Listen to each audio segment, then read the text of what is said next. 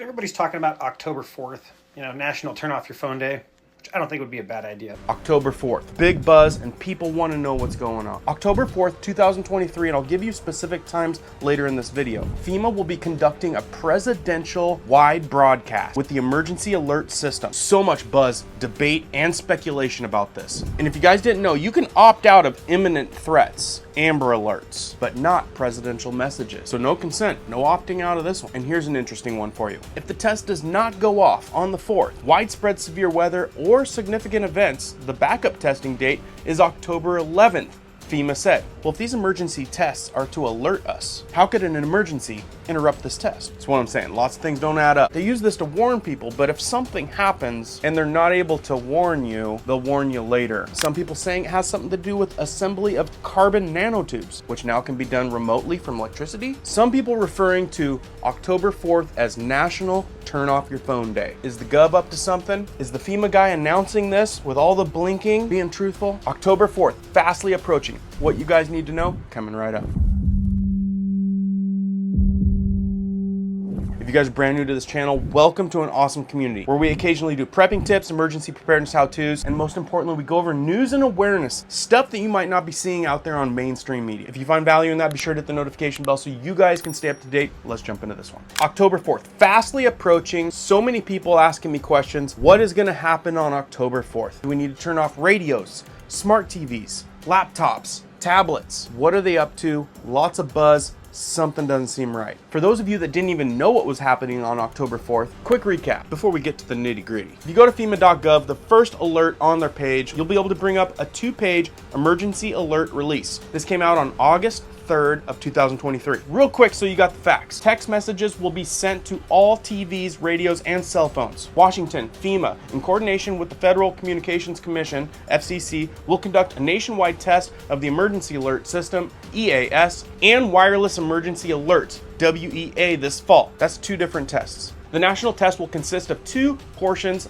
of testing, WEA and EAS capabilities. Both tests are scheduled to begin at approximately 2:20 p.m. Eastern Time on Wednesday, October 4th. You might want to mark the calendar. The WEA portion of the test will be directed to consumer cell phones. This will be the 3rd nationwide test, but the 2nd test to cellular devices. The text message will display in either English or Spanish, depending on the language settings of the wireless handset. I don't suppose they got to put it in Spanish because of the new 5 million people that just probably came across the border. Possible. With all the nationalities we're now hearing coming across the border, seems kind of biased. The EAS portion of the test will be sent to radios and television. This will be the 7th nationwide EAS test. FEMA and the FCC are coordinating with EAS participants, wireless providers, emergency managers, and stakeholders in preparation for this national test to minimize the confusion and maximize the public safety value of the test. So why are they doing this? Well, they say the purpose of the October 4th test is to ensure that the systems continue to be effective means of warning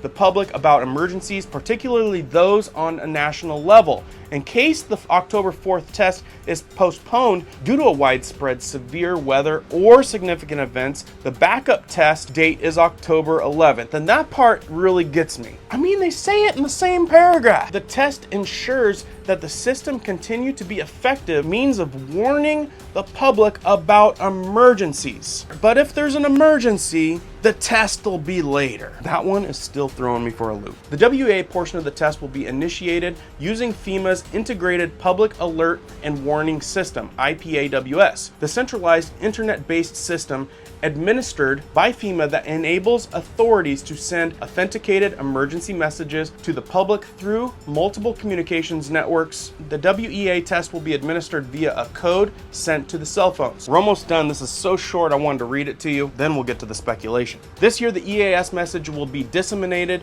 as a Common Alerting Protocol, CAP, message via the Integrated Public Alert Warning System open platform for emergency network. All wireless phones should receive a message only once. The following can be expected from a nationwide WEA test. So what's it gonna look like? Beginning at approximately 2:20 p.m. Eastern Time, cell towers will broadcast the test for approximately 30 minutes. During this time, WEA capability wireless phones that are switched on within range of an active cell tower and whose wireless provider participates in the WEA would be capable of receiving the text message. For For consumers, the message that'll appear on the phones will read, "This is a test of the National Wireless Emergency Alert System. No action needed." Phones with the main menu set to Spanish will display, "Esta es una prueba de Sistema Nacional de Alerta." Okay, this part's interesting. WEA alerts are created by and sent by authorizing federal, state, local, tribal, and territorial government agencies to participating wireless providers, which will deliver the alerts to compatible handsets in geo-targeted areas to help ensure these alerts are accessible to the entire public, including people with disabilities. The alerts are accompanied with a unique tone and vibration. So by the sounds of it, this tone is supposed to be different along with the vibration, and we'll come back to that. The EAS portion of the test is scheduled to last approximately 1 minute and will be conducted with a participation of radio and television broadcasters, cable systems, satellite radio, and television providers, wireless video providers. The test message will also be similar to a regular monthly EAS test message, which the public is familiar with. It will state, "This is a nationwide test of the emergency alert system issued by the Federal Emergency Management Agency covering the United States from 1420 to 1450 hours Eastern Time. This is only a test. No action is required by the public." Now, quick heads up. I'm going to go over the controversy on what's going on with all of this. A couple important things that have been brought to my attention. I'm also going to list a link for a small cell phone Faraday cage that you could probably still have time to order. There's a couple cheap options as cheap as 14 bucks. I'm also going to tell you how to make one with stuff that you probably have at your home in case you want to turn off your phone and make sure nothing gets to your phone that may or may not affect you. Now let's talk about some of the controversy that's been brought to my attention. Okay, so I've got one person that forwarded me a message that typically writes in, October 4th, FEMA test warning, updated 5G poll results, stating that it's another FEMA routine test. It is likely not. Why? Well, they say for many reasons contained by the original posts of this subject. The first concern is the dangers of normal 3G and 4G compared to the massively increased risks with 5G, with this rapidly approaching and people unaware of the potential dangers. It says, please carefully listen to attorney Todd Callender's 14-minute message, 2 interviews where he lays out these issues. If you haven't heard the concerns with 5G, definitely a good listen. I'll try to link that down in the description below. Now the question is linking the danger with the FEMA test on October 4th. Now in that interview, attorney Callender's notes that this is part of the same MO, modus operandi, and he's saying that the world has been using this over the last couple years. Secondly, with the thing that people had to take to be safe. And thirdly, the relation to the microwave attack over there on the Big Island off the Pacific side, which they say you can see an article by Sasha Letypova. Now I read on,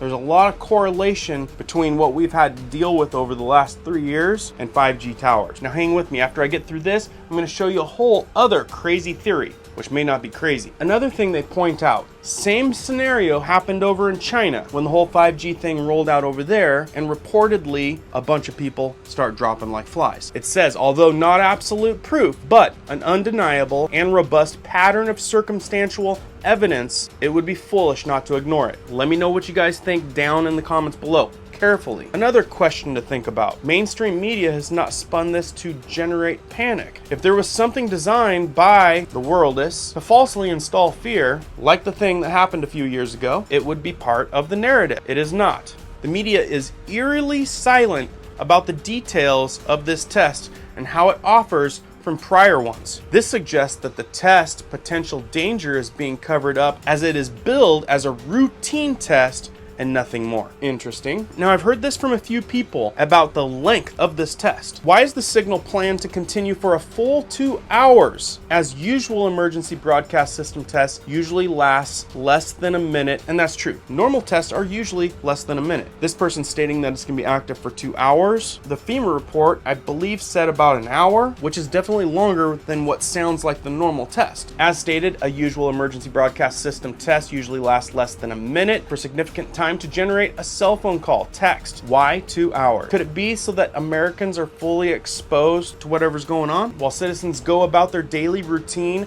in the middle of the week during the middle of the workday? And why during the middle of the workday? All the while unsuspecting and being exposed for 2 hours. And not only by 5G, but additionally frequencies that target computers, televisions, and radio. Where are the whistleblowers who have additional knowledge coming forth in warning? And they say, for both these reasons, the FEMA test on October 4th is not an innocent and routine measure, and likely is something far worse. And I'm telling you, this is the buzz that's going around. This person submits that 5G has long been a military weapon, and its recent rapid, unexplained deployment across the nation, close to schools, and at the same time as the other thing that we had to deal with in the last few years, and largely unknown to Americans. Given the background of the escalating people falling off through the destruction of what people had to take to protect themselves, the similarities of what happened in Hawaii, they continue to state that whatever's going on the 4th shouldn't be trusted. Some of you guys might be thinking, I like what this person says. What are they going to do? Precautionaries: take the day off of work, call in sick, keep the kids home from school, unplug all computers, televisions, and radios, power 5G cell phones down and place them in a Faraday cage or turned off in a microwave oven, use landlines or non-5G flip phones to communicate between 11 a.m. and 5 p.m. If FEMA cancels the October 4th test, reschedules on the backup date of October 11th, all the foregoing still applies. And at this rate, some of you might be thinking, I'm not going to take any chances. What's the big deal of unplugging for 2 hours on that day? And instead of me paraphrasing, let's just watch the guy's video. So everybody's talking about October 4th, National Turn Off Your Phone Day, which I don't think would be a bad idea. But, there's a lot of speculation of what might happen on October 4th. Well, there's this really cool invention that got invented a couple years ago. It's called Teslaphoresis. Let me show you a video of it.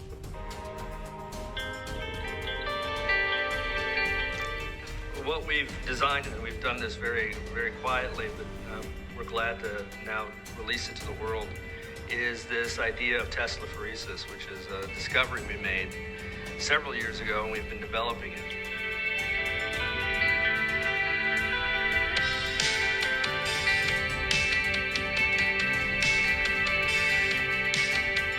Teslaphoresis is, the simplest way to understand it, is self-assembly at a distance, just long-distance assembly of materials.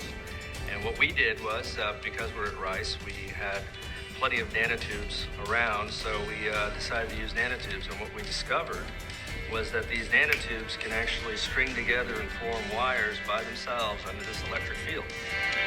So you take carbon nanotubes, and you apply electricity to them, or a radio frequency of some sort of some sort. I'm not really sure, but they said Tesla coil, so obviously this is going to be electricity. And when it hit it, these causes these things to self-assemble and make circuitry and wires and things like that, and who knows what else. It's an interesting little invention they made, and that was back in 2016, so who knows how far they've progressed it since then. But yeah, I just wanted to share that really cool invention with you guys. Yeah.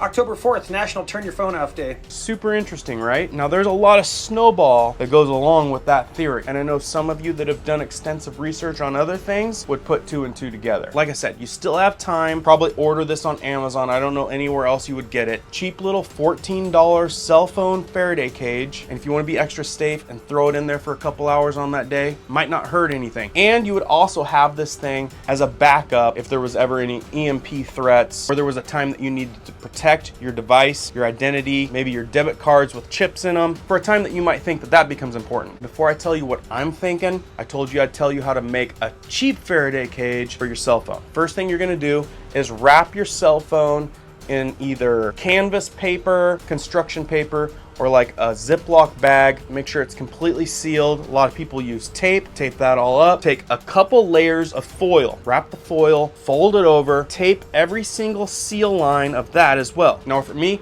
I'd probably wrap that sucker like 8 times. And hopefully you got that good thick foil. Then what you can do is take one of those paper bags, wrap it again, fold it, tape it up again. This will allow you to save it and use it at a future time. When you turn off your cell phone, slide it down into the glove, fold over the top twice, tape that sucker up. No reason for me to show you how to do it. It's as basic as that. And for kicks, leave your phone on. Try calling it. Test it out. It'll make for a good home project, and you're gonna have some little crude constructional device that you may need in a pinch one day. Throw it in one of your prepper tubs or your prepper pantry. What am I gonna do? Well, I don't exactly know what I think about this whole thing. I've heard a lot of theories before. I've heard a lot of dates before that have come and passed. I look at the pros and cons, what is needed from me, risk evaluation, and I think with a lot of things like these days, we don't really know what's going on anyway. This could be amped up paranoia, or some of this data that people have let other people know about could actually be part of something big and bad. So I think for me, I've got a date, I've got a 2-hour window. Do I need to have my phone on all the time? Am I paranoid?